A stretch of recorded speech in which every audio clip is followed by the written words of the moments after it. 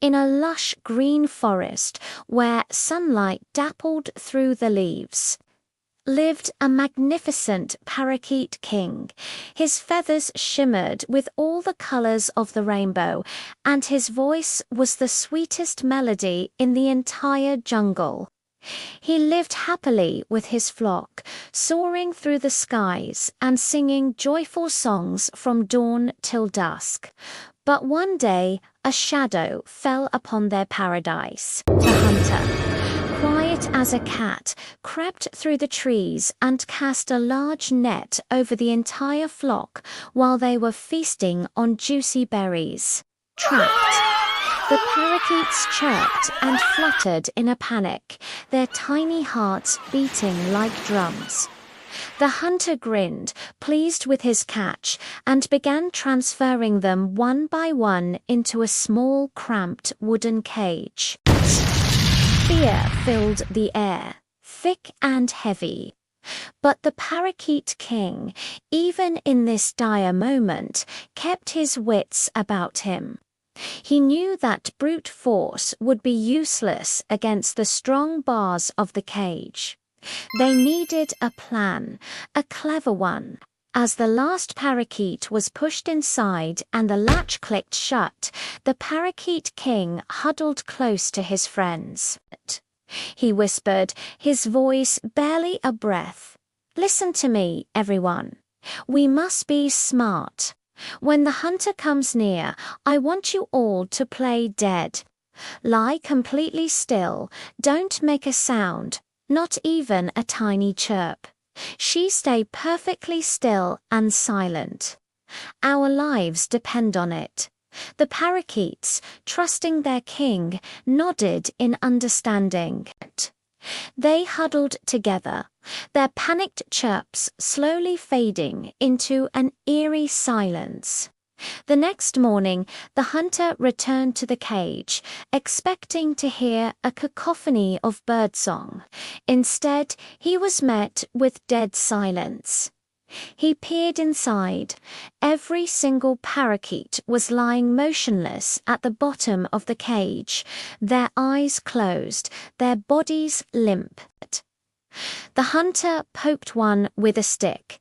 No response. He shook the cage. Nothing. "What a shame," he grumbled to himself. "They must have died from shock. Worthless to me now." Annoyed, he unlatched the cage and opened the door wide, planning to dump the dead birds out and reuse the cage. This was the moment the Parakeet King had been waiting for. The instant the door swung open, he let out a loud, sharp squawk. It was the signal. In a flash, a vibrant green and blue explosion of feathers erupted from the cage.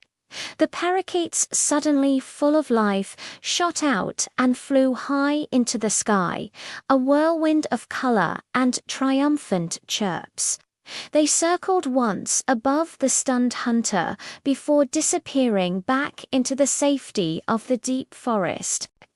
"Hey, these birds tricked me," the hunter shouted, shaking his fist at the empty sky. He was so angry that he slammed the wooden cage door shut with all his might. But in his haste, he hadn't noticed one thing. The clever Parakeet King, who had been the last to fly, was caught by the slamming door. A single wing was trapped. He was left behind, looking sad and tired, his plan a success for his flock, but a failure for himself. The hunter, though furious, saw the magnificent bird and realized he could still make a profit. He took the Parakeet King to the royal palace and sold him to the human king for a bag of gold coins. The Parakeet King was placed in a gilded cage, a palace of gold, but it was still a prison.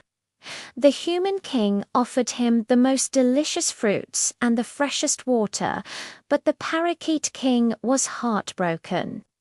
He missed his friends, his freedom, and the endless sky. He refused to eat, And most of all, he refused to sing. His beautiful voice fell silent. Days turned into weeks, and the once vibrant bird grew dull and listless. The king, who had so desperately wanted to hear his song, grew worried. He finally understood. This beautiful creature wasn't meant for a cage, no matter how golden. True beauty cannot be owned. With a heavy heart, the king opened the cage door. At last, he let the Parakeet king go free. The parakeet soared into the air, circled the palace once in thanks, and flew straight back home, his heart finally ready to sing again. Thanks for watching our story today. If you enjoyed it, don't forget to like this video and subscribe to our channel for more amazing tales. See you next time.